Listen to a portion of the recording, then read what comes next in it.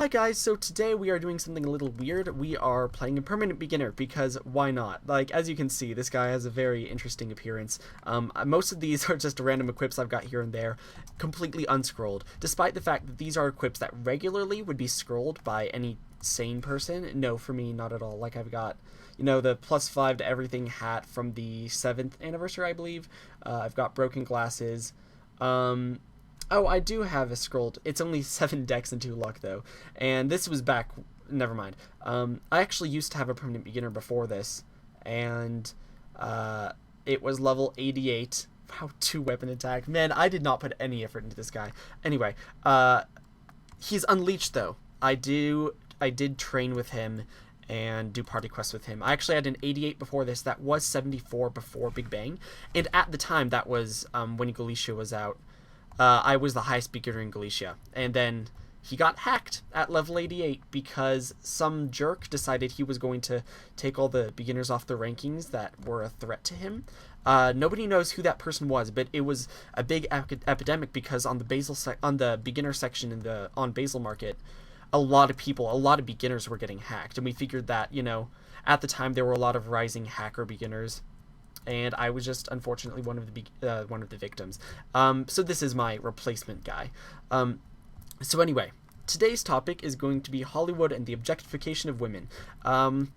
If any of you, and by any of you I mean the one of you that I know subscribe to my regular vlogs on Josh Says Stuff, if you have seen my video on the objectification of women, in which I am wearing a tux, because I had a choir concert before then, you know that I definitely do not sympathize with any form of objectification with women. And so that's, I think, a good thing to not support as a guy.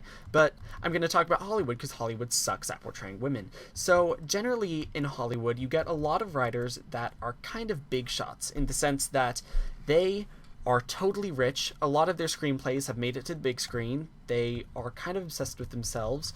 And because of that, the people around them will generally follow suit because, birds of a feather flock together, that sort of mindset, which is unfortunately true. So, yeah, that's probably the main problem there. What's the skill book I have? Ooh, snipe! I could put that on my marksman. Oh, I don't even think that's level 20 yet on my marksman. Oh, whatever, because it's not a very crucial skill. I mean, it's a one-hit KO. And, you aren't using it that often in boss fights. Anyway, okay, so... where was I? Oh yeah, so Hollywood writers. So the kind of women that they might have around them are probably going to fall into 2 categories. One, they will be the kind of women that they are there for the riches. And this is rare for girls, unfortunately. I mean, sorry to say to guys, but most women aren't gold diggers. They're actual people with real thoughts and emotions and personalities. But... yeah, so you'll find, but in Hollywood, it's going to be much more likely for the women there to want the money of the super rich screenplay writers. Because, it's not like they're going to be able to get screenplay writing jobs themselves, because Hollywood is tragically sexist and will not hire women as easily as men. So yeah, that's an issue. But it's because of that, there's going to be a lot of women who just sort of lay down and take whatever the guys will give out just so that they can get their money. And a lot of that sort of deal, the, not strong, sexually objectified women will show up in Hollywood movies a lot. And then the other kind that will show up is the complete opposite. The other kind that will show up in Hollywood for a very good reason, because they cannot let themselves, their power be subverted by men. You'll have the very feministic, almost sexist women types that won't take crap from any guys and will be kind of rude. And a little stuck up, which I wish they wouldn't show them like that, because most women are not like that at all. Yeah, so those are the main 2 types. You have the woman that takes too much, is objectified completely, and you have the woman who will refuse being objectified, but in the movies they always objectify her anyway, and in the end she ends up getting with the guy who's a jerk with her the whole time. It reminds you of Iron Man. So, yeah. So those are the 2. Where was I going with this? I have to figure out where I was going with this. I had an idea in the beginning. Sorry. Oh, yeah. So there was actually this test by this guy. I learned about this in a Cracked article. Cracked is an amazing site. and it was, I forget who it was by, but it was a test, and the only qualifiers for a passing movie are a movie in which there's more than one important lead female role, like not just a tiny side character that appears for 2 scenes, but like a genuine role. Two, the two female characters have to be in a scene together, and they cannot talk about men, which surprisingly a lot of movies don't pass. A huge portion of movies don't pass this. Even in TV shows, lots of scenes with two women just revolve around guys. That's all they talk about is guys. And I actually had to think hard to think of a movie where it wasn't like this. Anyway, so, and the third qualifier is that, I forget. They have to have a conversation. Oh yeah, it's just that. So there has to be two main important characters, and they have to have a conversation at least 5 minutes that does not involve guys. And most movies these days miss the mark. They do not pass this test because Hollywood writers don't grasp that women have a lot more to talk about than men. And a lot of times movies kind of overcompensate for this by making women obsessed with their career, which I guess is more common in Hollywood than other places because it's like a, dog-eat-dog world in Hollywood. But it's I think it's a cliche that's pulled way too much. It's, strong independent women, which is a good thing, that is obsessed with her career and doesn't have time for a man, but in the end ends up getting with the man anyway, despite the fact that he's a jerk, which that's a really bad message to girls growing up, that you should give jerk guys a chance, because honestly you shouldn't. If they're a jerk to you, don't give them a chance, because you're better than that. So I guess that whole thing I just went on was about how Hollywood sucks at portraying women. What movies actually do portray women well? Indie films. Indie films do a very good job of giving girls personalities.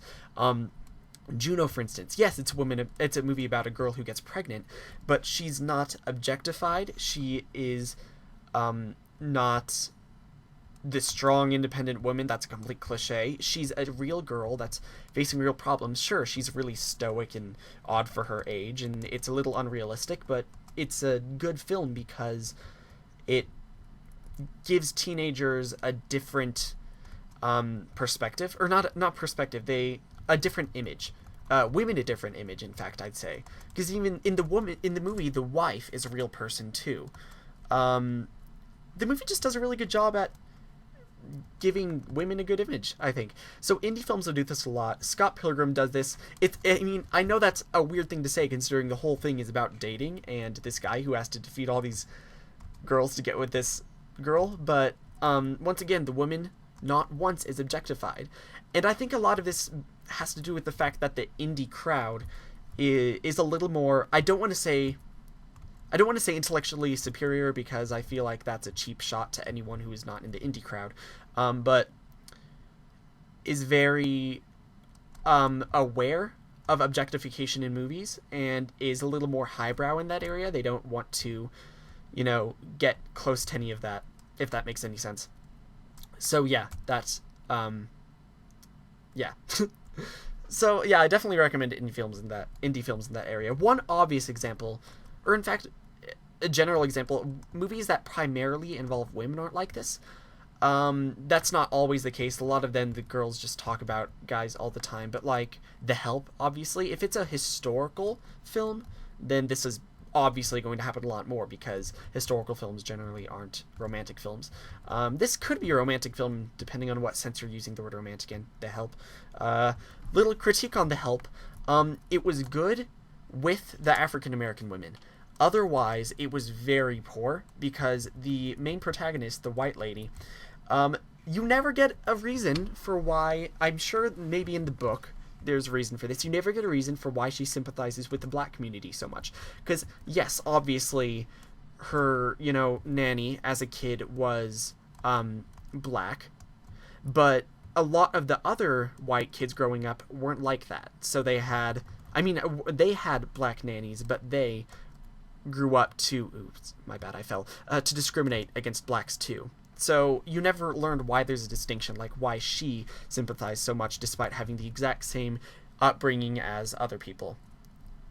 So yeah, it's about 10 minutes, so I should stop the video. That was me grinding on a permanent beginner. I got, how much did I get? I only got like 7%. I wasn't actually trying that hard. So yeah, I will talk to you guys later, and I look forward to making a new vlog. Bye.